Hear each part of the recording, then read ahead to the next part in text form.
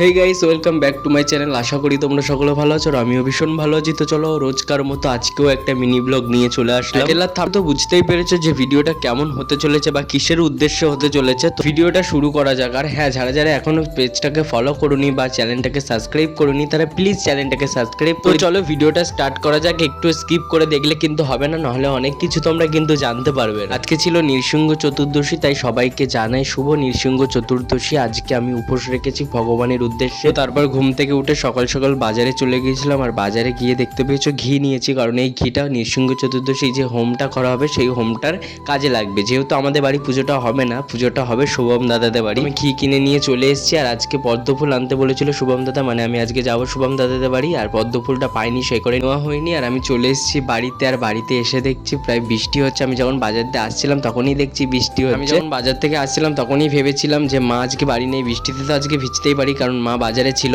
তো আমি অনেক আনন্দ নিয়ে বৃষ্টিতে ভিজতে এসেছিলাম। এর বিষয় হলো আজকে এই বৃষ্টিটা একদম আস্তে আস্তে পড়ছিল, আমার গায়ে ভিজিনি, তোমাদেরকে দেখালাম আমি কতক্ষণ ধরে ছাদের উপর দাঁড়িয়েছিলাম, কিন্তু বৃষ্টিতে ভেজা হলো না। এমন বৃষ্টি হয়েছে যে আমার গায়ে ভিজিনি। তো তারপরে কল থেকে স্নান করে চলে আসলাম, আর স্নান টান করে রেডি হয়ে নিলাম। এমন বৃষ্টি হয়েছে, আর যেদিনকে এত ভালো বৃষ্টি হয়েছিল সেদিনকে তো আমার মা ভিজতেই দেয়নি, আমাকে তো কি করলো। আর আমি আজকে ভাবলাম মজা করে যে মা বাড়িতে নেই, মা বাজারে আছে, আজকে ভালো করে ভিজবো, কিন্তু আজকে এই বৃষ্টিটাই হলো। তো আমরা প্রায় শুভম দাদাদের বাড়ির কাছেই চলে এসেছি, আর এখানে দেখো শুভম দাদাদের বাড়ি চলে এসেছি। আর চলে এসে দেখছি যে হোম হচ্ছে। তোমাদেরকে বলছিলাম না যে আমি ঘি কিনতে গিয়েছিলাম, এই যে এই হোমটা হওয়ার জন্যই আমি ঘিটা কিনতে গিয়েছিলাম। আর এই যে গাছটা দেখতে পাচ্ছ, এই গাছটা তোমাদের ওখানে কি গাছ বলে আমাকে কিন্তু কমেন্ট করে জানিও যে তোমাদের ওখানে কি গাছ বলে, তাহলে আমাদের এখানে কি গাছ বলে সেটা কিন্তু আমি তোমাদেরকে কমেন্টের মাধ্যমে জানিয়ে দেবো। অনেকেই হয়তো গাছটা চিনতে পারছো। আর এই গাছগুলো বেশি গ্রামের দিকেই দেখা যায়। আর দেখো গাছের পাতায় হাত দেওয়ার সাথে সাথে কেমন গাছটার মানে পাতাটা শুকিয়ে শুকিয়ে মতো যাচ্ছে, দেখতে পাচ্ছ। তারপর সন্ধে হওয়ার সাথে সাথে এখানে ভগবানের আরতি হয়ে গেল, আমরা পুষ্পাঞ্জলিও দিয়ে চলে এসেছি, সন্ধ্যা আরতিও হয়ে গিয়েছে, কিন্তু আমি ভিডিওটা করতে পারিনি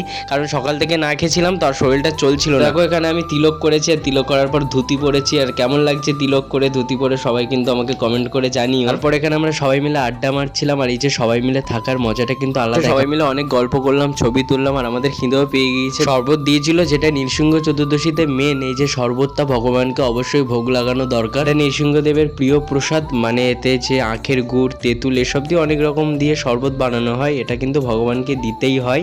তোমাদেরকে বলছিলাম যে একটা অজানা কথা জানাবো, এই যে জিনিসটা, এই শরবতটা কিন্তু অবশ্যই ভগবান নৃসিংহদেবকে দিও এরকম পুজোর দিন। তো এমনি সময়ও দিতে পারো। ওখানে দেখো একটা দিদির খেতে খেতে শরবতে কি হয়েছিল জানি না, মুখ কেমন করছিল, তো তোমরা তো দেখেছো।